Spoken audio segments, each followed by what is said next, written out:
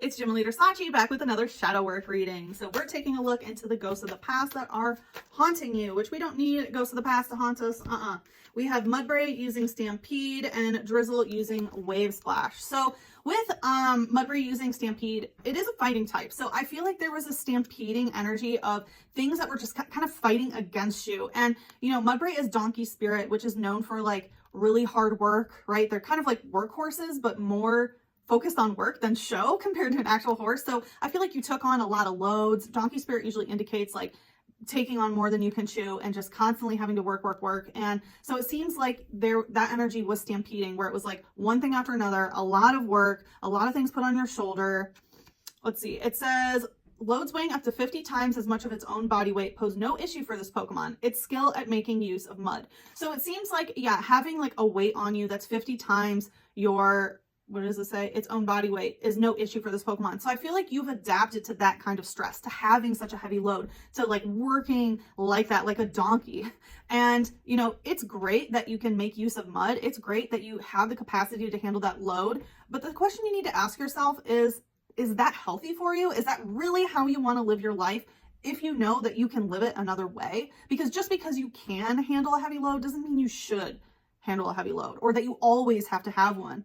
Right? And just because you can make use of mud doesn't mean that that's what you deserve, right? You deserve to build with, you know, bricks and gold and things like that. You don't always have to use mud. So I definitely am feeling some like self-worth stuff here.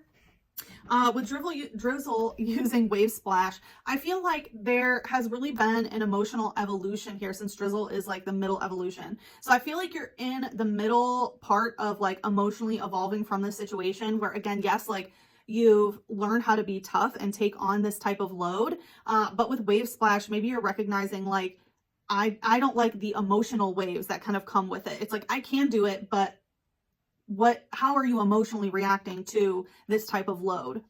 It says, a clever combatant. This Pokemon battles using water balloons created with moisture secreted from its palms. So I feel like, yeah, you are trying to be very clever in combating this in ways that you can. And it talks about like using the water balloons in its hands as like its weapon. And I always take that as like using emotions as weapons. So it feels like, yeah, the situation that you're going through is, it's like teaching you to weaponize your own emotions to kind of justify this heavy load. So let's see what we can do about it.